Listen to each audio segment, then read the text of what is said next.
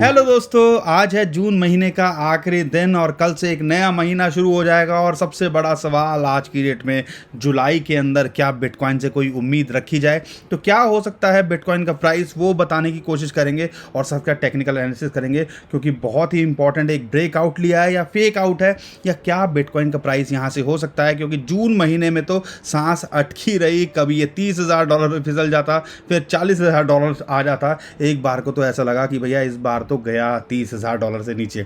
तो ये सारी बात करेंगे। तो अगर चैनल पर पहली बार आए हो तो चैनल को सब्सक्राइब कर लीजिए, हमारी फैमिली का हिस्सा बनिए। हमारा मोटिवेशन बनाए रखने के लिए आई एम श्योर अभी तक आपने लाइक कर ही दिया होगा।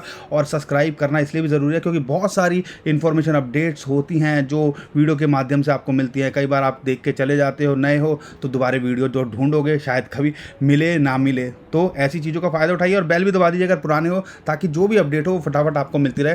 ट्विटर टेलीग्राम को भी फॉलो कर लीजिए, बहुत सारे जो है इन्फॉर्मेशन अपडेट है वो वहाँ पे हम देते रहते हैं, इंटरेस्टिंग फैक्ट शेयर करते रहते हैं। तो जो ट्विटर का लिंक है नीचे डिस्क्रिप्शन में दिया हुआ है, टेलीग्राम का लिंक भी नीचे डिस्क्रिप्शन में दिया हुआ है।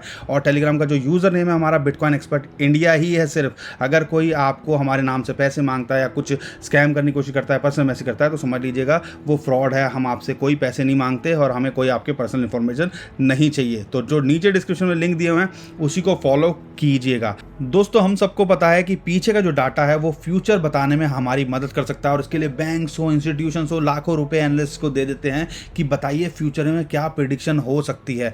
और बिटकॉइन के केस के अंदर जो पीछे का डाटा है वो कई बार सटीक साबित हुआ है। अगर मैं बात करता हूँ हाफिंग के बाद 2013 की बात करें, हाफिंग के बाद में 2016-17 का बुल रन हमने जो देखा, हाफिंग के बाद में 2020 के अंदर 21 का जो अभी रिसेंटली बुल रन हमने देखा, तो बहुत कुछ बताता है।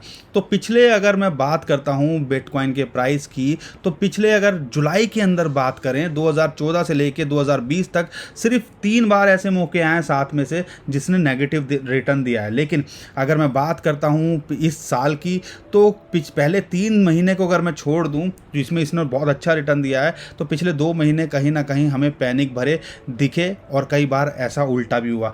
क्या ये इस बार ग्रीन में क्लोज करेगा कि नहीं करेगा, उसको समझने की कोशिश करते हैं। और डाटा के हिसाब से क्या बिटकॉइन का प्राइस होना चाहिए जुलाई महीने के एंड में, वो समझने की कोशिश करते हैं। दोस्तों, अगर मैं पिछले 10 साल का बिटकॉइन का डाटा लेता हूं तो इसका जो मैक्सिमम रिटर्न रहा है 2012 में 41% रहा है, और जो सेकंड मैक्सिमम रहा है वो रहा है 24%, और जो मैक्सिमम लो रहा है वो 13% माइनस में, जो भी जून की क्लोजिंग रही हो। तो क्या हो सकता है इस बार प्राइस, उसको समझने की कोशिश करते हैं। और पिछले 10 साल का अगर मैं प्राइस लेता हूं तो क्या एक्सपेक्ट किया जाए। दोस्तों, ऑन एन एवरेज अगर इसकी 10 साल की एवरेज लेते हैं प्लस माइनस सारा कुछ करके, तो 10% पॉजिटिव में रिटर्न दिया है। तो मैं समझ रहा हूं कि $35,000 पे बिटकॉइन का प्राइस यहां क्लोज करेगा। तो क्या प्राइस होना चाहिए, और हमें ये नहीं भूलना एक जो मंथली कैंडल है वो भी आज क्लोज हो रही है, उसके भी थोड़ी सी फ्लक्चुएशन हमें देखने को मिल सकती है। $35,000 अगर हम लेते हैं तो क्या हो सकता है, अगर 35,000 का 10% लेते हैं तो $38,500 की एक एवरेज निकलती है कि कम से कम जुलाई के अंदर ये प्राइस तो होना चाहिए।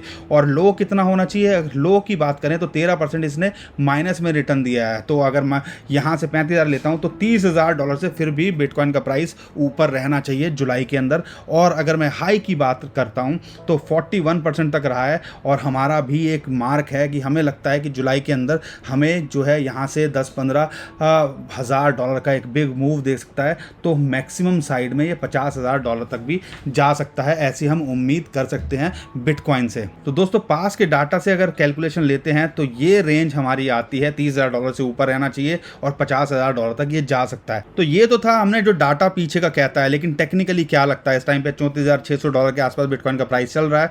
और आपको देखा है कि इतना कुछ उथल पुथल हमने बिटकॉइन के प्राइस के अंदर देखी, लेकिन टेक्निकली बात करते हैं तो पहला फैक्टर है कि डेथ क्रॉस हुआ था, उसके बाद हमने एक पैनिक का माहौल देखा। 2013 ले लो, 2017 का ले लो, डेथ क्रॉस के बाद में हमने क्या देखा है, एक डंप होता है या उससे पहले डंप होना शुरू हो जाता है, लेकिन उसके बाद में हम दोबारा से फिर एक बाउंस देखते हैं। डेथ क्रॉस के टाइम पे बिटकॉइन का प्राइस $36,000 के आसपास था और $36,000 को इसने टेस्ट किया, लेकिन हमें लगता है एक क्विक बाउंस अभी भी ड्यू है, और वो क्विक बाउंस यहाँ से बिटकॉइन को ऑलमोस्ट $40,000 से $42,000 पे ले जा सकता है। ये तो था एक पहला फैक्टर।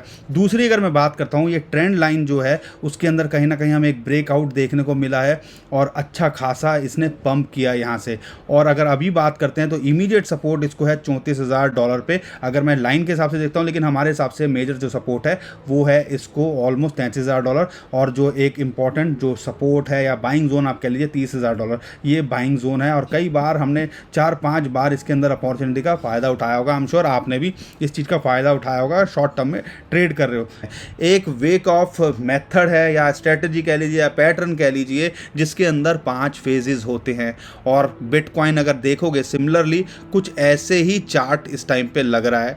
और वहाँ आपको समझ लीजिए जो ST है, ये जो है फेज़ बी और जो टेस्टिंग है वो इस टाइम पे मुझे लगता है कि फेज़ सी जो है यहाँ पे ख़त्म हो रहा है। और यहाँ से आप उम्मीद कर सकते हो कि आने वाले टाइम में ये जो है 45,000 से $50,000 आने वाले 1 महीने के अंदर ट्राई कर सकता है, अगर इस जो है पैटर्न के हिसाब से देखें। लेकिन अगर मैं इमीडिएट रेजिस्टेंस की बात करूँ तो ये 21 दिन का मूविंग एवरेज एक बहुत इंपॉर्टेंट रोल प्ले करता है।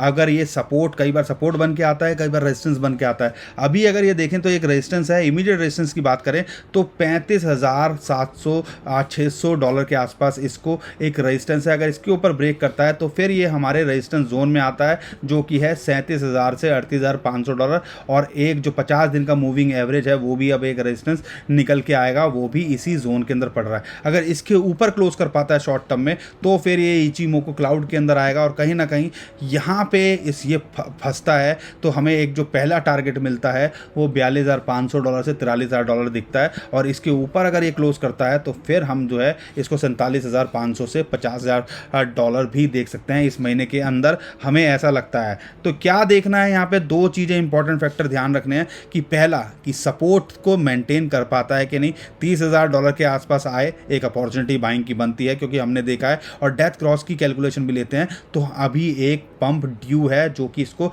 $40,000 से $42,000 ले जा सकता है। तो इन सपोर्ट और रेजिस्टेंस पे नज़र रखनी है अगर शॉर्ट टर्म में ट्रेड कर रहे हैं। लॉन्ग टर्म में देख रहे हैं तो आपको कोई टेंशन वाली बात नहीं। हम सबको पता है जिस हिसाब से एडॉप्शन चल रही है या जिस हिसाब से चीज़ें हो रही हैं, देर सवेर इसको बढ़ना ही है।